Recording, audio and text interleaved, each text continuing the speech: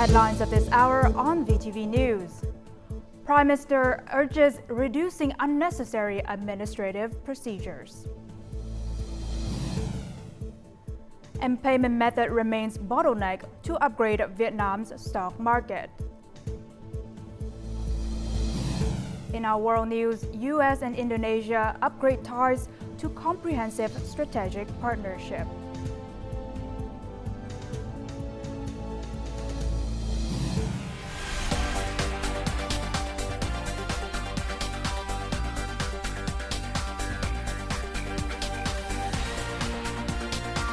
Broadcasting from Hanoi, the capital of Vietnam. VTV News starts right now. Good morning. It is 8 a.m. local time and you're watching VTV News. I'm Huynh Tân with the top stories. The Prime Minister Phạm Minh Chính chaired the 6th meeting of the Steering Committee for Administrative Reform via a video conference linking 63 cities and provinces nationwide on Tuesday. At the meeting, the Prime Minister urged ministries, sectors, and localities to promote administrative reform further and remove unnecessary procedures for the public and businesses. Addressing the meeting, the Prime Minister underscored the importance of administrative reform, contributing to improving the efficiency of the state apparatus, unlocking resources, supporting businesses to overcome difficulties, promoting growth, creating jobs, and ensuring workers' lives. Administrative reform is an important issue of great concern for the party, state, National Assembly, fellow citizens, and voters nationwide, especially at the ongoing 6th session of the National Assembly, said the Prime Minister. In addition to praising the efforts and results achieved by ministries, sectors, and localities in administrative reform, the Prime Minister pointed out several shortcomings, such as limited awareness of some agencies, localities, and leaders, indulgent discipline, cumbersome administrative procedures, and negativity, causing trouble for individuals and businesses. Therefore, he emphasized many key tasks in the time ahead. The awareness of the role and importance of administrative reform to the country's development in the current period needs to be raised. It's crucial to promote the 6 pillars of administrative reform: institutional reform, administrative procedure reform, civil service reform, state apparatus reform, public finance reform, and e-government development. These 6 areas must be promoted comprehensively and synchronously to create progress. Administrative procedures must be reformed at the grassroots so citizens and businesses do not waste their time and money. The Prime Minister requested ministries, sectors, and localities to strengthen discipline, fulfill their responsibility, and listen to people's opinions. He required that when drafting documents, relevant ministries, especially the Ministry of Justice, must review and strengthen decentralization, reasonably allocate resources, improve enforcement capacity, enhance inspection and supervision, and resolutely cut unnecessary administrative procedures for the public and businesses. At the meeting, the Prime Minister also assigned many specific tasks regarding administrative reform to each ministry, sector, and locality. Also on Tuesday, Prime Minister Phạm Minh Chính met with Professor François Barré-Sinoussi, a French art scientist awarded the Nobel Prize in Medicine in 2008, to discuss cooperation between Vietnam and France in preventing HIV/AIDS, tuberculosis, hepatitis, and emerging infectious diseases. The Prime Minister emphasized that the Vietnam-France cooperation relationship has been constantly strengthened and developed, including medical cooperation, especially in preventing and controlling the COVID-19 pandemic. Vietnam greatly values the results of medical cooperation with France. The party and state of Vietnam put people's health and lives first. The Prime Minister respectfully thanked and requested Professor Sinoussi in particular, and France in general, to continue support of Vietnam in technology transfer, training medical human resources, giving more scholarships to Vietnamese students, and collaborating in scientific research. Vietnam needs advice on health issues, especially preventive medicine and grassroots health. Professor Sinoussi and her colleagues appreciated Vietnam's medical achievements. They confirm that they will continue to accompany Vietnam not only in the field of HIV/AIDS prevention, but also in the prevention and control of infectious diseases. They are ready to act as bridge between Vietnam scientists and France and the international community, as suggested by the Prime Minister. On Tuesday, the National Assembly Standing Committee opened the meeting between the two phases of the 6th session of the National Assembly. The Standing Committee discussed the draft amended law on telecommunications and the draft amendment of the law on water resources.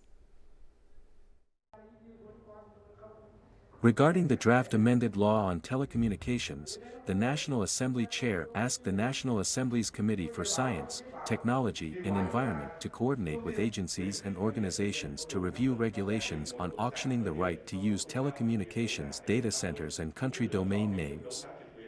The law should be consistent with the law on the management and use of public property and the law on property auctions. Regarding the fees and charges for network numbers, the National Assembly Chair agreed to review them for compatibility with the law on fees and charges and the law on tax administration. Deputies supported the proposal that the three services, including data center services, cloud computing services and basic telecommunications services on the Internet, will take effect from July 1, 2025. The National Assembly Chair said the draft law can be submitted to the National Assembly for approval. Regarding the draft amendment of the law on water resources, the National Assembly Standing Committee agreed with 5 groups of issues that have been revised. Concerning regulations granting surface water exploitation rights for agricultural production, the National Assembly Chair requested agencies discuss them further to ensure fairness and flexibility. He required continuous review to more closely and specifically regulate the conditions and capacities of organizations and individuals, ensuring decisions on regulating and distributing water resources and directing reservoir and inter-reservoir operations in real time. Also, that day, the Standing Committee discussed the draft revised law on credit institutions. Ho Chi Minh City has 148 real estate projects facing obstacles, posing potential business challenges, including capital issues and increased cost.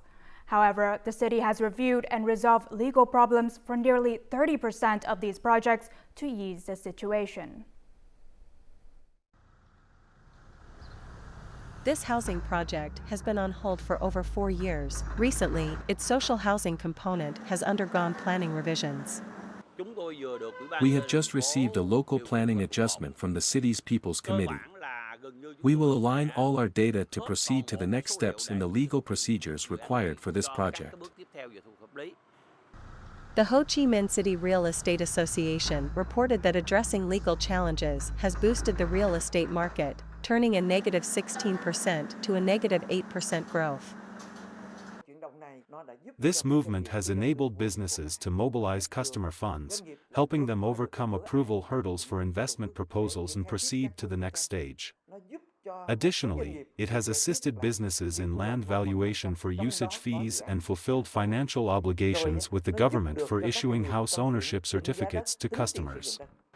Resolving legal procedural challenges in real estate contributes to unlocking the Ho Chi Minh City property market and stimulating the city's overall growth. Although some obstacles have been cleared, numerous remaining legal challenges must be resolved to unlock land resources fully. The city needs to intensify efforts, leveraging the roles of relevant authorities to address these issues. Payment processes for foreign investors are one of the top criteria investment research firms such as MSCI and FTSE consider when upgrading a stock market from a frontier market to an emerging one. The upgrade will help Vietnam attract hundreds of millions of dollars of new foreign investment cash flows. However, the payment process in the country remains a bottleneck. Overseas, investors must exchange foreign currencies for Vietnamese dong to buy shares on Vietnam's stock market. This poses a risk of losses due to fluctuating exchange rates.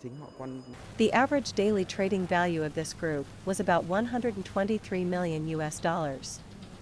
If the exchange rate decreases by 1 VND, they will lose over $410,000. Securities companies believe that there should be a mechanism for them to provide guarantees to foreign investors when they place orders. As soon as the order is matched, converting foreign currency and transferring money into the securities company account must be performed simultaneously without delay. To ensure the timing of the order is matched, foreign investors will transfer the full amount of money. In fairness to domestic investors, they must have enough money in their accounts to buy new stocks outright.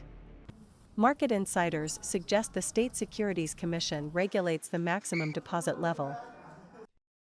It's better if securities companies can decide and apply margin rates to investors, similar to margin lending at securities companies.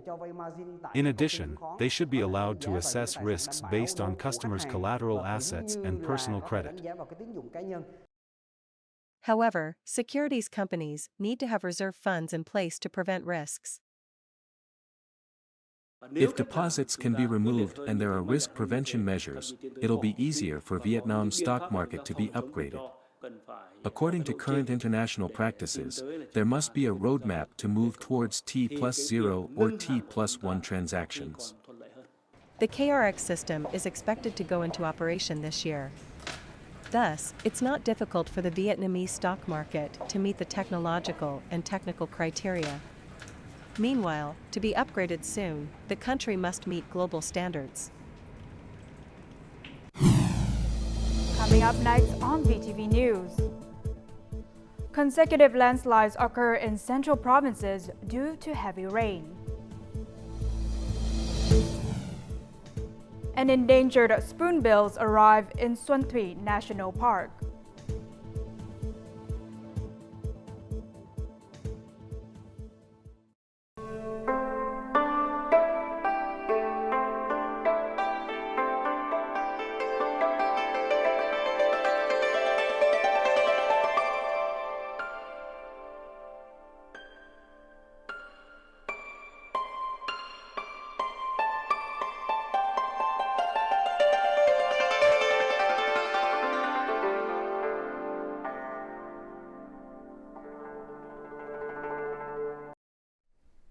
Welcome back to VTV News.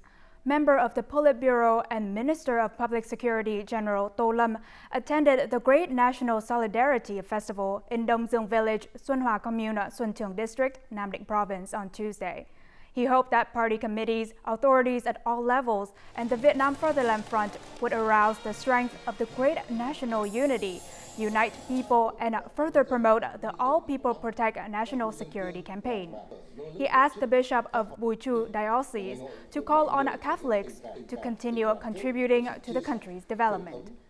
The minister also presented gifts to outstanding groups and individuals in emulation movements and policy families with meritorious contributions to the revolution. He visited the Vietnam Buddhist Sangha in Nam Định Province on this occasion.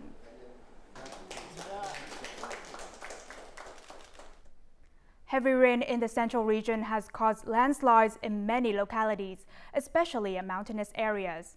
In Quảng Ngãi, heavy rain has caused landslides in numerous mountainous areas. The situation threatens people's lives and property, cutting off vital traffic routes. In addition, heavy rain also causes local flooding in low-lying areas. Meanwhile, in Quảng Nam Province, heavy rain also caused landslides, demolishing houses in Đại Lộc District and causing traffic jams in the mountainous district of South Trà My and North Trà My. The disaster has also caused many other adjacent houses at risk. Some households have been evacuated urgently. And in the afternoon of November 14, river levels rose rapidly, and some traffic routes also began to collapse, causing traffic disruption on some mountain roads. Currently, localities are proactively preparing forces and means to be ready to respond. Dangerous areas are being monitored and travel warnings for the public and vehicles are being issued. The relocation and evacuation of people in critical areas were carried out urgently.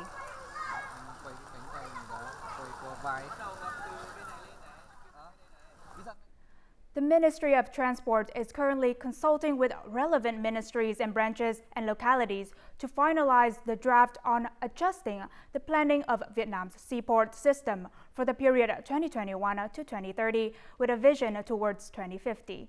One of the notable points in the draft is the inclusion of the Cần Giờ International Transshipment Port project in the list of priority development investment projects. The objective is for the seaport system to handle a throughput of more than 1,300 to 1,600 million tons of goods by 2030. Additionally, according to the draft, Vietnam's seaport system consists of 2 special ports, Hải Phòng Seaport and Bà Rịa Vũng Tàu Port, and 5 ports that are potentially planned to become special seaports. The estimated total investment capital required for the system by 2030 is over $14 billion.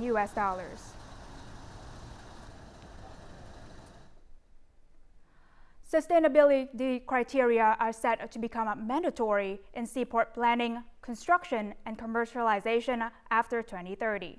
In line with this, the Vietnam Maritime Administration has issued a plan to execute a green port pilot project in certain seaports starting in 2023, with the intention of later expanding this model to other ports. More details in the following story. This port is a specialized facility for liquefied natural gas production and plays a central role in the area's green energy network. The port is incorporating modern technology in energy use management, resulting in a 20% reduction in monthly electricity consumption. By implementing an energy monitoring program, the warehouse can reduce electricity bills by $41,000 per month. This enterprise also takes a drastic approach to green development. Their initiatives include planting trees in open spaces, investing in rooftop solar power systems, reducing transportation emissions by building a centralized dining hall, and installing an inshore power system for docking ships. According to our plan for the period of 2024 to 2025, seaports across Vietnam will be equipped with a shore-to-ship power supply system. The seaport has transitioned all of its lifting equipment from oil to electric fuel. The investment we have made in green port development will provide us with opportunities in the future green economy. Green ports in Vietnam will be constructed based on 6 main criteria groups. These criteria include a specific scale that focuses on reducing emissions, implementing renewable energy solutions, and utilizing information technology applications in port operations. We have developed a set of green criteria and provide real-time updates on their implementation throughout the project phases. To qualify as a green port, seaports in Vietnam must announce their assessment of operational activities and achieved outputs. This is part of Vietnam's efforts to realize its goal of becoming an international logistics center. The Forest Protection Subdepartment of Hà Giang Province, in collaboration with the U.S. Denver Animal Foundation, celebrated the Tonkin Snubnosed Monkey Day in 2023. The event aims to preserve the rare Hauca snubnosed monkey in Hà Giang. This species is one of the 25 extremely endangered and rare primates in the world that are at risk of extinction. The population of snub-nosed monkeys in the Cao Cai area has increased from 60 individuals in 2002 to about 160 individuals. This represents a significant success for conservation efforts focused on this species and its habitat. As part of this year's Monkey Day, tourists and locals, especially students, were treated to a range of exciting activities. After attending the event, I realized the importance of protecting our natural environment and wildlife, particularly snub-nosed langurs. Snub-Nosed Monkey Day aims to raise awareness about the conservation work involved in protecting the forests and natural habitat of rare langurs. By doing so, people can contribute to maintaining ecological balance. Local residents are well aware of their responsibilities to protect the population of langurs. This contributes to the improved conservation of these rare primates. We have implemented economic support programs to encourage them to participate in conservation efforts. The support programs from international wildlife conservation organizations, combined with the joint efforts of local authorities and communities, play a crucial role in driving conservation efforts for snub-nosed monkeys in disadvantaged border provinces like Hajjal. These initiatives aim to improve the living environment and population of snub-nosed monkeys. Dozens of rare spoonbills have migrated to Phie National Park this year in unexpectedly large numbers. The International Union for Conservation of Nature, or IUCN, classifies the species as endangered. Experts believe that this migration signals that this area is a vital ecosystem with abundant nutrients for the endangered species. Spoonbills or black-faced spoonbills are both names for these rare species. In the 1990s, they were classified as endangered, indicating they were on the verge of extinction. This national park is the only area where the endangered species have migrated. Spoonbills recently migrated to the park in large numbers. Therefore, this ecological zone plays an important role for this migratory species. This species is sensitive. They will find another safe place if we hunt, catch, or trap them. We have seen the number of migrated spoonbills gradually increase in recent years. Phie National Park is a safe and important haven for spoonbills and many other migrating birds and endangered species. Even spoon-billed sandpiper and crested tern have arrived in this area. In 2022, 85 spoonbills were recorded here, of which 4 were from Europe. Maintaining the national park is a challenging task, requiring the cooperation of the entire community. Nam Dinh province focuses on protecting this national park in both the core and buffer zones. In 2022, Phie National Park was home to more than 150 species of migratory water birds. As the first Ramsar site in Southeast Asia and the core zone of the Red River Delta Biosphere Reserve, the province is completing documents to submit to UNESCO to become one of Vietnam's 12 ASEAN heritage parks.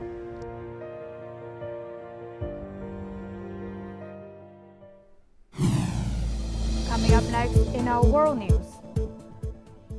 US and Indonesia upgrade ties to comprehensive strategic partnership.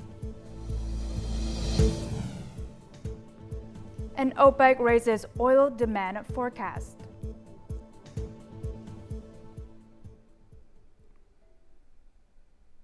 US President Joe Biden and Indonesian President Joko Widodo agreed on Monday to elevate the two countries' relations to a comprehensive strategic partnership in their talks in Washington. The two leaders said the highest level partnership marks a new era in the relationship between the two countries, promoting a cooperation in various fields such as the economy, trade, health, security, and defense. They also reaffirmed their commitment to work together to build secure and resilient semiconductor supply chains and strengthen travel and tourism opportunities between the two countries. The two sides also agreed to expand cooperation on cybersecurity and the fight against terrorism. The Organization of the Petroleum Exporting Countries, or OPEC, on Monday raised its forecast for global oil demand growth in 2023 by 100,000 barrels per day, or BPD, and now expects consumption to increase by 2.5 million BPD. Previously, OPEC expected demand to grow by 2.4 million BPD for 3 consecutive months. OPEC noted that China's oil imports rose by 11.4 million BPD in October and are remaining on track to reach a new annual record high this year. OPEC expected India's oil purchases to hit record levels in the fourth quarter of this year. Oil prices rose by over 1% on Monday after OPEC's monthly market report was released. Brent crude futures rose by 1.3%. to settle at $82.52 per barrel, while U.S. West Texas Intermediate crude futures also gained 1.4% to settle at $78.26 a barrel. Dubai Air Show, the world's second largest air show, opened on Monday in Dubai, United Arab Emirates or UAE. The exhibition, which is taking place this week, is expected to generate numerous orders, despite concerns about travel restrictions due to the tense situation in the Middle East. By securing multiple consecutive orders, Boeing had a lucrative start on the first day of the Dubai Air Show. Emirates Airlines announced an order for 95 Boeing aircraft valued at $52 billion. This is considered the largest deal at the Dubai Air Show to date. Once held as the bicycle kingdom, Berlin, Germany initially aimed to become car-free. However, a recent decision by the city authorities to expand space for cars has complicated the ongoing struggle between cars and bicycles.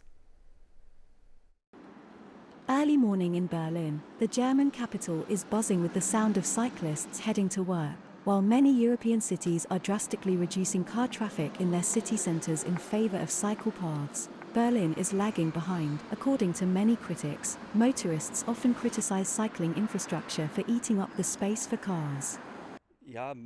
Of course, each city needs bike paths, but you can't steal the space from the cars and give it straight to the cyclists. The conflict over roadway real estate between bicycles and cars has become more complex as the Christian Democrats regained power in Berlin, replacing the Green Party, which had an environmentally friendly stance. We think that the safety of all types of transport is important, for all. And that includes pedestrians, which means mass transit like the underground and local rail and buses. But that also includes the car. The party's more balanced policy toward cars has faced opposition from cyclists. I come from South Germany, and there it's a biking paradise. In comparison to there, it is very hard here. Formerly prohibited to cars, certain areas are now seeing the return of automobiles. Projects designed for bike lanes have been put on hold for further evaluation. These actions have quickly garnered criticism from advocates of sustainable and bike-friendly transportation. Despite having the lowest car ownership rate in Germany, with only 337 registered vehicles per 1,000 people in 2022, Berlin is witnessing a gradual and steady increase in cars on its streets, moving further away from its car-free objective. Now, before we say goodbye, let's take a look at the weather forecast.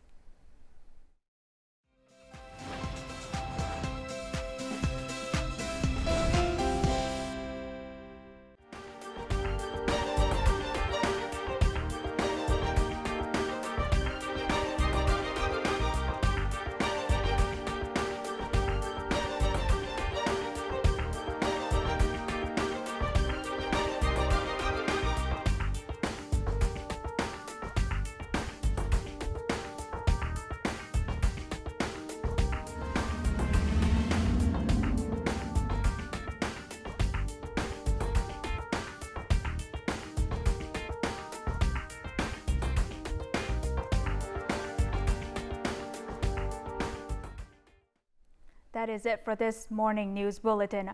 To rewatch our program, you can download our mobile app VTVgo or check out our YouTube channel VTV4Go. Thank you for watching and see you next time.